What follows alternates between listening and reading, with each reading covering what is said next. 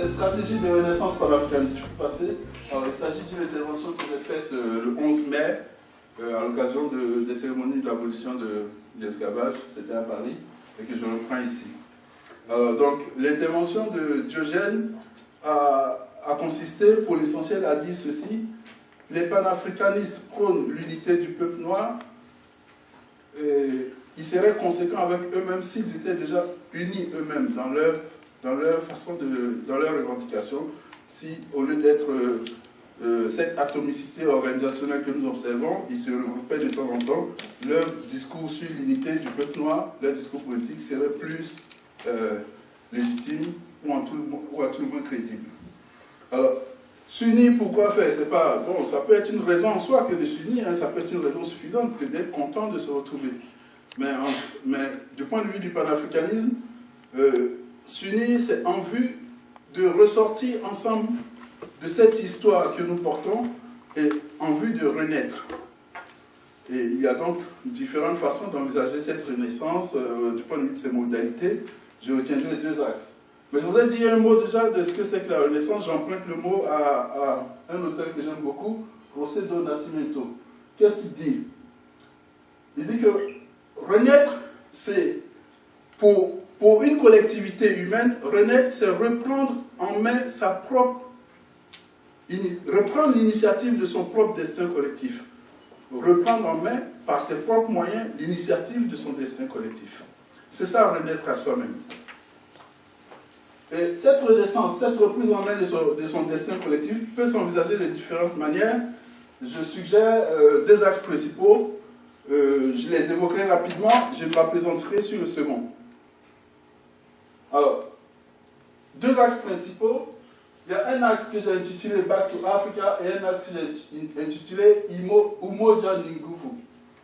Alors, cet axe, c'est celui de la renaissance du point de vue politique, donc de l'activité collective, etc., d'organisation de la vie collective.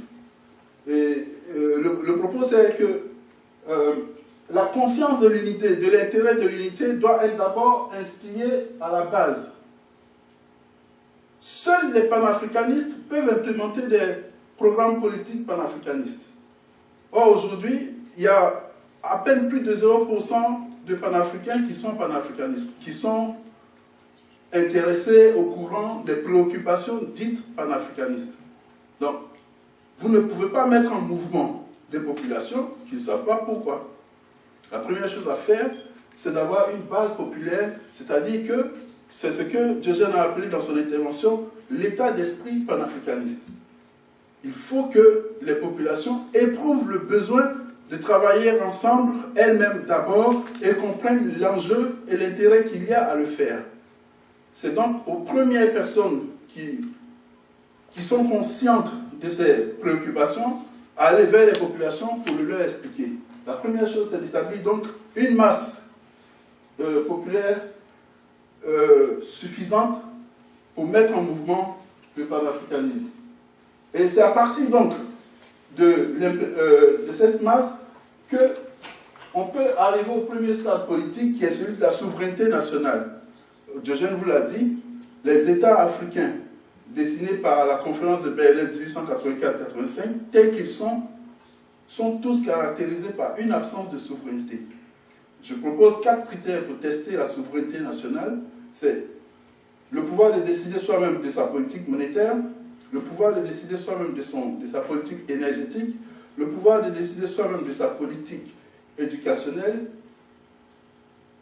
le pouvoir de défendre ses propres compatriotes au point de vue militaire contre toute agression. Et bien sur ces 4 critères, je ne connais aucun État des 54 africains qui en remplissent les 4 simultanément, à plus forte raison.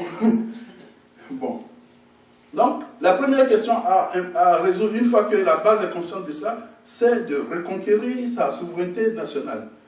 Parce que pour s'unir, il faut que nous soyons libres de décider de cette union et de ses modalités. Or, qu'est-ce que c'est que la souveraineté? Au point de vue collectif, au point de vue individuel, la souveraineté, c'est ce qu'on appelle la liberté. La liberté, c'est individuellement faire ce que je peux. La souveraineté, c'est collectivement faire ce que nous pouvons. Décider nous-mêmes et faire selon notre propre volonté ce que nous avons décidé de faire. C'est ça la souveraineté. Si nous ne pouvons pas décider que ce qui est bon pour nous, c'est de nous unir, eh bien, jamais cette union n'adviendra. Peut-être par hasard, je ne sais pas. Voilà. Donc, souveraineté nationale. Ensuite, il y a différentes étapes sur lesquelles on peut engager le débat. Je voudrais le laisser là où je l'ai entamé, parce que c'est déjà magnifique que nous atteignions le premier stade de celui de la souveraineté nationale. En ce qui concerne l'organisation que je représente ici, la Ligue panafricaine ou Moja, vous avez bien compris que nous en sommes d'abord à la base, c'est-à-dire faire accepter au plus grand nombre possible les idéaux que nous défendons. Et avoir conscience de ce que ces idéaux sont ultra minoritaires dans la population panafricaine qui en est naturellement destinataire. Donc on n'ira pas beaucoup plus loin parce qu'à chaque étape, il faut des débats, il faut des discussions, et puis les circonstances réelles déterminent les modalités. Donc je ne peux pas jouer le théoricien et puis tout élaborer sur un cahier, c'est pas comme ça qu'on fait de la politique. Alors je voudrais passer à... Non, voilà. Pour revenir donc au Back to Africa, donc je disais, il y a deux axes. Il y a le premier axe qui est comment considérer collectivement notre destin. La grande politique, quoi. Évidemment, nous n'en sommes pas encore là. Mais à titre individuel, je veux dire individuel ou alors microtique, c'est-à-dire associatif, il y a des choses que nous pouvons faire ici et maintenant. Et là, nous n'avons plus de prétexte de la domination, nous pouvons le faire ici et maintenant, et je vous ai indiqué quelques voies de ce que nous pouvons faire ici et maintenant, à notre modeste niveau. C'est ce qu'on appelle Back to Africa. Alors, Back to Africa, c'est retour vers l'Afrique. En réalité, c'est le retour vers soi-même d'abord. Oui, parce que quand on a été déporté, quand on n'est plus maître de son propre destin, on est aliéné. C'est quoi être aliéné? C'est être étranger à soi-même. Ce n'est pas être agi soi-même pour ses propres préoccupations. C'est produire pour satisfaire les besoins des autres. Produire économiquement pour satisfaire les besoins des autres. C'est consommer la production intellectuelle des autres sans avoir rien à en dire. Donc, Back to Africa, c'est déjà revenir vers soi-même. Considérer quelles sont mes préoccupations en tant qu'Africain. Qu'est-ce que être Africain signifie pour moi? Et comment je peux le vivre sereinement dans ma vie domestique, etc. Bon, je vais donner des exemples pour vraiment... je ne vais pas parler trop. Vous pouvez lire derrière moi les considérations théoriques, etc. Mais un exemple tout simple. En France, aujourd'hui, rien ne m'interdit de faire appeler mes enfants Elikia Malaika Djelani. J'ai acheté un dictionnaire de prénoms africains il y a une dizaine d'années, publié par Nathalie Ahanda. J'ai regardé dedans, il y a des noms qui m'ont plu, j'ai pris. J'aurais pu faire Jean-Philippe Edouard de la Marinière, mais je préférais. Elikia Malaika Djelani, c'est aussi bête et ce n'est pas interdit. Et c'est du Back to Africa. C'est me réapproprier les ressources onomastiques de l'Afrique. Je n'ai pas besoin d'une autorisation de qui que ce soit et ce n'est pas interdit par les lois du pays où je vis.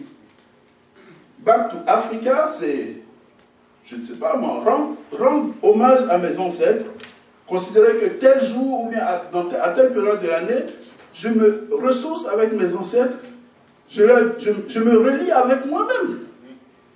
C'est donc une attitude quasiment égocentrique, mais c'est la première des choses. C'est avoir conscience de soi-même, s'aimer soi-même pour être en mesure de répandre l'amour aux autres. Quand on n'a pas confiance en soi, quand on ne s'aime pas soi-même, son attitude, son élan vers les autres est déterminé par cette méfiance, et on voit que nous, bien souvent, ne sommes pas suffisamment déterminés dans ce que nous entreprenons parce que nous n'avons pas confiance en nous-mêmes. On a beau avoir des diplômes, etc. Quand on écrit un ouvrage, on a besoin de l'approbation de je ne sais qui. Pour éviter d'avoir besoin de l'approbation de je ne sais qui, autant créer nos propres maisons d'édition, ça n'est pas interdit par les lois. Et ce n'est pas impossible. Alors, je préfère, bon, j'avais pour 15 minutes, c'est une intervention qui dure 2 heures normalement, donc je vous la fais vite fait. Merci. Mais on a fait passer une fiche de présence. Pour ceux qui veulent, je tiens toujours à disposition un PDF de mes interventions, puisque je prends la peine de les écrire Je n'ai pas encore l'autorité des grands conférenciers qui viennent vous entretenir de n'importe quoi pour très cher. En plus, nous, c'est gratuit. Alors, vous ferez mieux de venir plus souvent aux conférences de LPI. Alors, quelques éléments au titre du Back to Africa. Le retour vers soi-même, je ne l'invente pas. Nous avons des ancêtres. Aimé Césaire, qu'est-ce qu'il dit? Nègre, je suis, nègre, je resterai. Car il n'a pas insulté quelqu'un, il a dit. Bon, reprendre confiance en soi, ça c'est chez Anta Diop. Allez sur la toile, vous avez une vidéo de chez Anta Diop qui est interrogée par des étudiants à Niamey. Donc il dit qu'il soutient, il argumente sur la théorie de l'Égypte nègre. On vous l'a expliqué tout à l'heure dans l'intervention d'Ashanti, qu'avant chez Anta Diop, presque 100 ans avant chez Anta Diop, Joseph Antenor Firmin, dans son ouvrage magnifique de l'égalité des races humaines, il consacre un chapitre entier à la théorie de l'Égypte nègre. Non, au point de vue académique, on dit théorie. La théorie, c'est l'idée de ce qui est possible. Diop n'était pas non plus avec les pharaons, donc c'est une théorie. C'est la présentation en idée de ce qui est possible. Des choses telles que je pense qu'elles se sont déroulées. C'est une théorie. Ça ne veut pas dire que c'est faux, mais c'est une théorie. Alors, donc, les étudiants à Niamey disent, oui mais, professeur, si vous avez raison, comment se fait-il que les gens contestent ici et là vos propos? Il a dit, mais j'ai besoin de l'approbation de personne. J'ai fait des études, j'ai utilisé les méthodes de l'art, de la recherche scientifique pour établir un certain nombre de faits que je pense fondés en science. Je vous présente ces faits, vous allez vérifier par vous-même. Ou bien les confronter à d'autres modèles explicatifs de ceux dont il s'agit de discuter. Ai-je besoin de l'approbation de qui que ce soit? Si nous sommes tous des êtres humains doués de raison, nous devons pouvoir, à l'aide de cette même raison, établir nous-mêmes les critères de la falsifiabilité, pour parler comme un philosophe que vous connaissez tous, je suppose, de nos points de vue. Donc, reprendre confiance en soi, c'est chez Anta Diop, et il a une phrase génialissime, il dit « Armez-vous de science jusqu'aux dents ». Troisième point, l'émancipation intellectuelle. Je ne l'ai pas non plus inventé, et c'est encore du Back to Africa. C'est Ashanti Molefi qui, lisant Diop, lisant Césaire, s'est dit, mais mes grands frères, ils ont raison, on dirait là. Il dit, désormais, je ne vais plus poser des problèmes et rechercher des solutions que par rapport à ma façon de voir en tant qu'Africain. Et d'abord, je vais établir donc, qu'est-ce que c'est que cette façon de voir? Ça s'appelle afrocentricité. Toute préoccupation épistémologique qui m'intéresse, je l'envisagerai du point de vue de moi-même en tant qu'Africain de l'histoire dont je suis le produit. C'est ça l'afrocentricité. Je peux vous citer un ouvrage français très célèbre qu'il a galvaudé, mais qui fait pitié. Hein. Vous pouvez le lire, vous pouvez le trouver. Alors, retour en Afrique, ça c'est Marcus Garvey, c'est la Black Star Line. Alors, anecdote, hein, la Black Star Line répond à la White Star Line qui existait. Ah oui, parce que l'ancêtre, il est sans pitié, lui, il est caché. Bon, voilà, la suite. Donc, le Back to Africa, bref, je ne voudrais pas prendre trop de place. Le Back to Africa, c'est revenir vers soi-même. Revenir vers soi-même, aimer ce que nous mangeons, aimer la façon dont nous... aimer notre cuisine. Je n'ai pas dit détester la cuisine de qui que ce soit, j'ai dit aimer la nôtre. C'est même pas interdit. Il se trouve qu'elle est savoureuse. C'est qui ne cache rien. Hein? Alors, mais Back to Africa s'appelle plus sérieux que ça, c'est Africa for Africans. Les ressources naturelles de l'Afrique doivent être exploitées d'abord pour répondre aux besoins des populations africaines, qu'elles soient du continent ou de la diaspora. On a dit d'abord, mais comme l'Afrique est tellement riche, il en restera toujours pour les autres. Le problème, c'est qu'aujourd'hui, tout le monde en profite, sauf les propriétaires naturels. C'est ça qui est problématique. Hein? On appelle ça donnant. Moi, j'appelle pas ça comme ça. Je dis Africa, African. Bon. Allez, je vous passe le reste. Je voudrais revenir rapidement à ma conclusion pour ne pas être trop long. Je vous ai dit, c'est une intervention de 2 heures. On va passer tout ça. Ça, c'est des... Donc, c'est des... Non, donc, les autres, c'était des recettes, etc., détaillées. Bon, non. Je voulais ici, en 15 minutes, poser d'abord le cadre de l'épistémologie. Dire que Back to Africa, c'est le retour vers soi-même. Prier, rendre culte à ses ancêtres, ce n'est pas une insulte à quelqu'un. Faire la Kwanzaa, ce n'est pas une insulte à quelqu'un. Écrire dans sa propre langue, ce n'est pas une insulte à quelqu'un. Apprendre le créole, juste pour apprendre le créole, même pour rien en faire que d'apprendre le créole, ce n'est pas une insulte à quelqu'un. Et ce n'est même pas interdit que nos organisations, nos associations, non, donnent des cours de créole à nos enfants. Ce n'est pas interdit, c'est même encouragé. Et je vous dis même, il y a des guichets de subventions locales, nationales, européennes qui financent ce type d'initiative.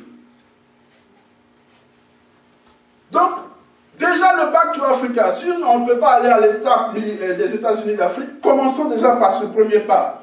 Un voyage de 10 000 km commencera toujours par le premier pas. Umoja ni nguvu.